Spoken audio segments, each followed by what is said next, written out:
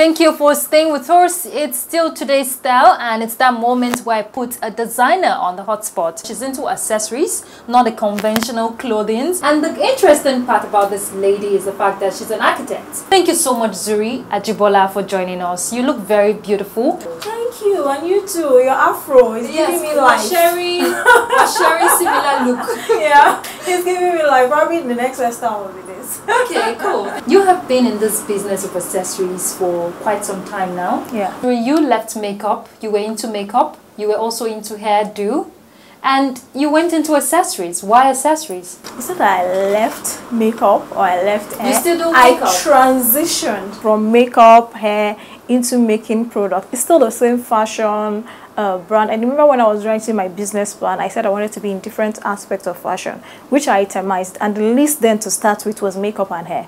So I knew after some years, 2 years, I was going to go into the second phase, which is accessory, which we are actually gradually moving into the third phase now, which will probably have clothing before the end of the year. So it's... Oh, you're going into clothing. Nice. Yeah, nice. Off the rack clothing. Okay. Yeah, so it's different phases of the business, adding to it, mastering and moving along like that until we could put all aspects of fashion down. By March, we'll march into the third phase of it. Oh, you're just a serious businesswoman, from one thing to the other. Now, you read architecture. Did you ever practice? I think I finished my first degree 2006. And went for my master's. When I was doing my master's, I was working. I worked till 2012, actively. Then more or less consultancy, because I did sustainable architecture. So I didn't leave architecture. That's why I don't want to leave. Okay. It's more or less like a job. Oh, I'm still there. It's just that probably I'm not actively in it, you know, working 9 to 5 in it. Because even what we do here, which is accessory production, is still part of architecture. You still have to go through the design, material, specification and things like that. But I felt, let's tackle the most difficult aspect first, which is the accessory making. In Abuja then, I don't think there was anybody really tackling that aspect of the business. So we wanted people to trust us. We wanted to, before you say we, who are the we? Me, my staff. It's a company. Okay. It's not just me. It's me, my staff, it's my investors and things like that. And at times, it was just a niche. If you do accessory, you conquer it. It's very easy to hard clothes. Like you coming in now, you've bought shoes from us over the years. It's very easy for you to pick our clothes. You won't question it because we've proven ourselves. So that was why I was like, okay, let's start with accessory making, master that, then move. People buy clothing easily. It's not it's not something, well, shoes, it has a lot of calculation and things like that. And you know, the shoe business, bag making also, is not something that is really common. Not everybody is into this business. Yes, yes. So in terms of durability, in terms of quality, how do you stand out? For me, when I produce a product, what I think about is the end use. How will the person that is wearing it feel? How long will it last? Okay. And that helps us in determining specification on the kind of material we use. You understand? Because whether you like it or not, every product has a lifespan. Yes. It has an expiry date and everything. And we've been able to educate our customer. We're like, you can have this particular design, but you can have it with different materials, for example. You can have it with synthetic leather. You can have it with real leather. You can have it with foreign leather. It's yours. It's just yours. So at the end of the day, you know that it's the same design, but the same price point, and the different price points depending on the material. I have a lady in Lagos. She took her slippers from us in 2015, and she said she wore it every day because the reason why she wears it every day is she goes to work in the morning, she wears slippers. When she gets to work, she wears the spare slippers. When she gets to work, she changes to a high heel. Then when she's going back, every day for 2 years, and people were still asking her.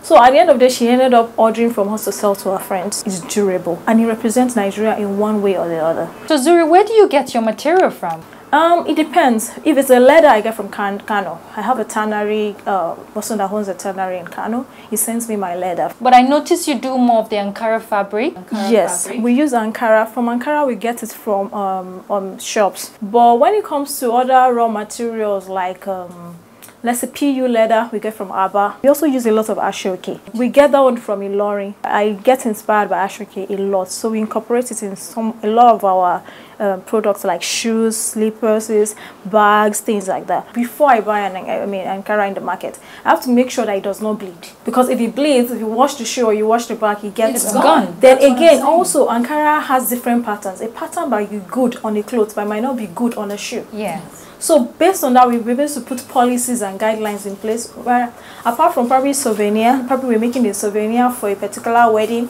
and the person said, okay, they want the souvenir to be made with the Ankara, which we will advise you if it suits it or not. We tend not to collect materials from people. And talking about the best, Zuhri, you're one of the best designers that I know. Thank you. Yeah, and I know you have big vision. Yes. Zuhri, you have this dream of, taking your brand internationally.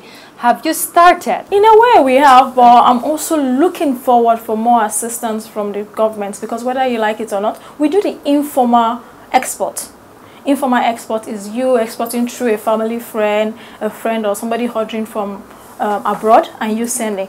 But we have the formal export, which Nigerian Export Promotion Council is in charge of. I'm registered under them, but I've not been able to get the opportunity to be able to go abroad. Is it based on selection process? Yes, it is. Okay. It is. It's based on selection process, and one thing I found out is that you get more people. They've been sending a lot of people from Lagos, not Abuja. It's like some people believe that creative people are not in Abuja, that they're in Lagos. Problem. And it's a wrong mentality. And again, what I would advise Nigerian Export Promotion Council to do is to make it diverse. Even in Aba, we have a lot of creative minds there. Give people more opportunity, or be taking the same set of people abroad every time. I have designs that were designed specifically for abroad. Because our motto in our vision or our mission statement is made in Nigeria style for the world. Because every product we design, I put in mind that can somebody in US wear this? And that's his main goal. Even the old vision of starting Zuhri Concept started when I was in school abroad, when I was doing my master's. Because I found out that there were no products, Nigerian made product in UK then. I couldn't find any that was durable as of then, 2007, 2008, 2009 period. There was nothing that, and then you could walk into a store and find products from Pakistan, from India, and from China. You don't even want to talk about Germany. You're right. But here we are in Tesco, in all these big stores, and Nigerians are so much in UK. These are one of the products that are designed basically for not just for Nigerian use, but for use in abroad. With the Ankara touch to make it African. Make it African, with the Ashoke touch to make it African. But that has been a bottleneck. Having to be able to have the opportunity to go for exhibition abroad. Because NEPC, Nigerian Export Promotion Council, is supposed to, they augment in some places. Like, if you go through them, you're supposed to get about 100 kg free, and they give you a platform. Yes. So I'm still waiting. I'm praying. How long have you waited for? I've been registered under them for 2 years now. Can I proclaim for you now? You're not going to wait after this year. I feel this is my year. My passport is ready. Everything is ready. I'm praying for that opportunity and, trying to build a relationship, because it's government that can give you some platform, whether you like it or not. Now, let's look at people, we Africans, Nigerians. If we're promoting this brand in terms of, what we produce, consuming what we produce, in terms of acceptance, do you think Nigerians are ready or have started? I think, when the Made in Nigerian campaign started, I was excited. But as time went on, I found out that a lot of people talk about wear Made in Nigeria product, but you look at them from head to toe, and you found out that they're wearing a Gucci. They still do. They're wearing a Louis Vuitton. And I always say that you talk about this, how do you expect to promote it when you don't buy it? Gucci didn't start on that level. They started, and their people in their area, people in their community, on their streets, in their area bought it. That is what they were able to develop to get to that point. Now, majority of the money I use for my research and development, I have to look for it myself. Because when you are working on brands, you have to do a lot of research. Yes. You have to waste products. You're right. As you're designing, you will try it out, it won't work, but you will try another way. Government is supposed to be able to facilitate that. I'm not supposed to be using my money or money being made in other areas to be pushing it to do research and development. They should encourage that. That should be happening in our university and in our polytechnics. But it's not happening. Because if you go to Aba, you see a lot of creativity. People, they can do the job, but they are so tired of trying to push the job that some of them goes back to start riding Okada or Keke Napep. And these are people, they are just frustrated. You know, there's this name tag to it. I won't call it a stigma. When people just hear it's Aba, Yes. you know, they just think it's inferior. It's not, and even if it is, so far they can sew the shoe, you can help them, reorientate them, let them understand, put them in clusters. You understand?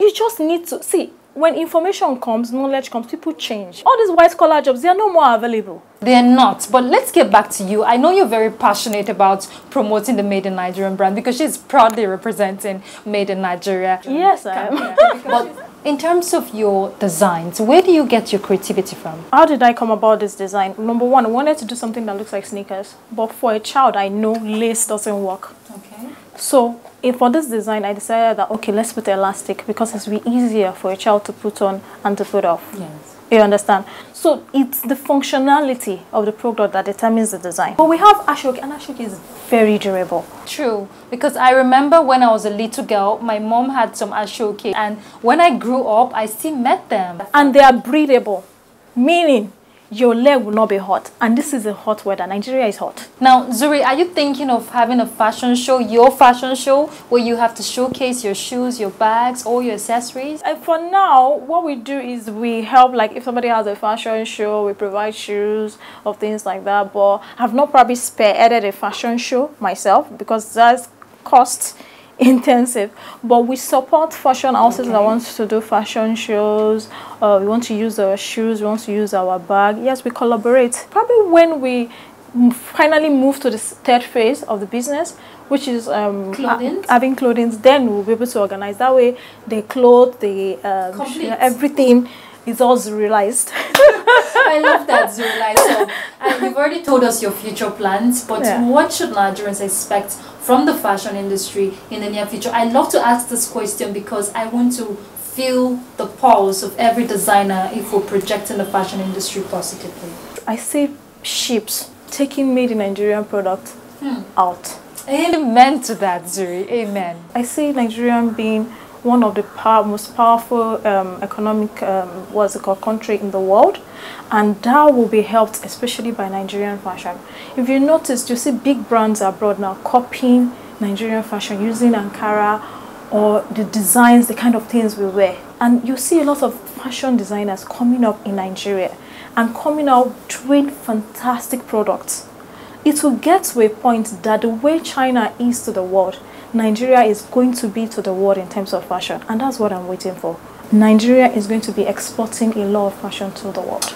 Amen to that, Zuhri. You are an amazing woman. Thank you so much. I see you going far. Thank you so much. And I am so proud of you because you have achieved so much within a very short time.